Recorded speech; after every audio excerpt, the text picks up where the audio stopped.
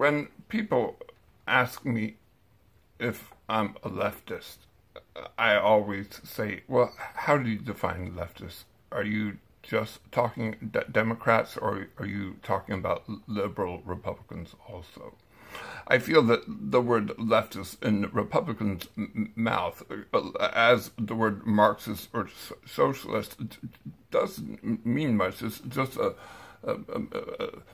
a word to throw out. I find the word libtard to be much more noxious and coarse and vulgar and juvenile, but at least a little more honest. Because when someone says you're a libtard, what they're saying is, I don't want to talk to you anymore because you consume the liberal media like the New York Times or NPR or CBS, and I listen to a guy on the radio. So, let's think about the word leftist. I've got my handy-dandy chart here. On the right, of course, we have laissez-faire capitalism. This chart is how much does the government get involved in the economy.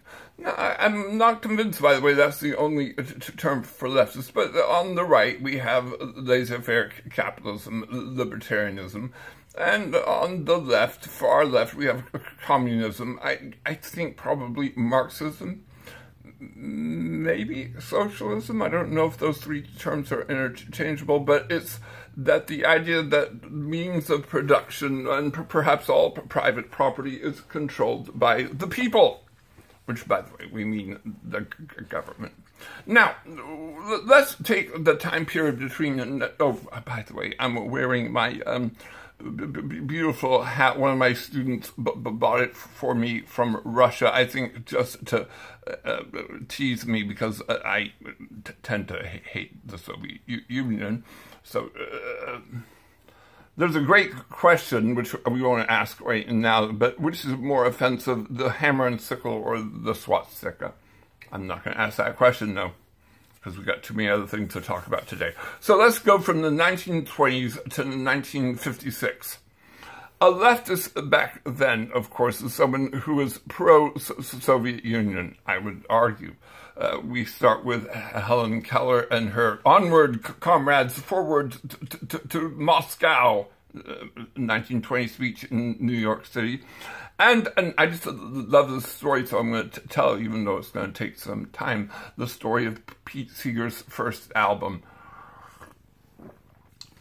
Young Pete Seeger was joined a group called the Almanac Singers, and he was 1941. He has his first album come out, Songs for John Doe, and they're anti-war songs. Think about this for a second. 1941, where are we?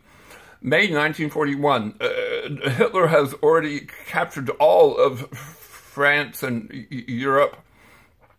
The Battle of Britain is happening. He's bombing the heck out of London. England keeps saying, "Hey, America, would you help us out here?" And America's like, no, we did that last time, and we felt a bit betrayed. And FDR he's helping, but he's not doing it. We have started conscription. We started the draft. But, and this is a great story, 80% in May of 1941, 80% of Americans thought it was not a good idea to go to war in Europe. So young Pete Seeger is not that far off, except in June of 1940, he withdraws that album, Me, John Doe, which was an anti-war album, and he puts out a pro-war album. And you're like, really? June 1941? What's going on? And of course, what's happened is the Soviet Union just got attacked by Hitler. Remember, Hitler has a non-aggression pact with Stalin at the beginning of the war. They divide Poland up. And so the Soviet Union has been pushing the Communist Party of the United States to not get America into the war until, of course, Germany attacks Russia and then says, we change our mind. And Pete Seeger had been a communist for the next, I don't know, throughout the 40s, into the 50s. By the end of the 50s, he's disillusioned, as most Americans are with Stalin. And now we have, in the 60s, what we call the New Left. And this, of course, is the Port Huron statement, which we want to read to you. Here it is. Let me just tear it out. This is written by the dude. Remember, he's one of the original Port Huron statement writers in The Big Lebowski. And it says this is written in 1962 by a bunch of young students. That the economy itself is of such social importance that its major resources and means of production should be open to democratic participation and subject to democratic social regulation. What does that mean? Open to democratic participation? Well, it means the government. That's... But there's this anti-governmentness about the Port Huron, and of course about the left in the 60s, the prevailing government. And there's this dream of a beautiful, wonderful government that will come in and do all sorts of wonderful things. And that new left, I think, is why... is what happens, is what we today call leftists. I think is the people who were leftists then and then the grandchildren of the leftists or children of the leftists who look back at the 60s as some kind of wonderful time. So the strangest thing is that young kids today, and maybe this is because the right has been calling everyone a socialist and leftist, but now I think young kids today like the term. I asked a couple of my students, and they said, yes, I'm a leftist. And some people think, yes, I'm a socialist. Bernie Sanders says, I'm a democratic socialist. But he's not a socialist, for crying out loud. Now, maybe the word democratic socialist somehow changes the word, but he's not overthrowing our capitalist system, at least not in Vermont, I don't think. I don't think it's a communist place. He, by the way, will say good things about Castro and Hugo Chavez. Don't get me wrong. But this idea of what is a leftist. So my question will still be, where would we put a leftist here on this chart? Definitely this way. Again, I think probably if you're looking at America, you're looking at about a range here. If you go to Europe, you'll find communist parties, for crying out loud.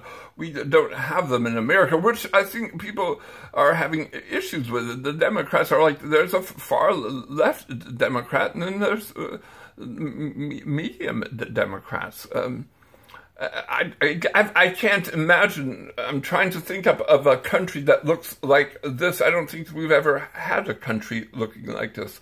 We've had lots of countries looking like this, by the way. The whole last 100 years have had experiments everywhere of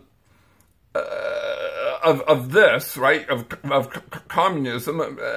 Again, I think when people call themselves leftists and socialists, what they're thinking of is sort of the middle of the road Europeans, right? The central left or central right Europeans are probably what we would in America call leftists. To me, though, those young folk who think that calling themselves leftists or socialists is somehow a good idea, Americans don't dig leftists or socialists. We like owning our own stuff, even if we're poor. We like the idea of of being in control. We don't particularly like government, so we don't think that somehow or another you're going to make a better government. But on the other hand, people on the right, quit calling all Democrats leftists. Bernie Sanders, yes, you can call him a leftist only because he's called himself one, but you shouldn't call Obama and Clinton the leftists. They're not.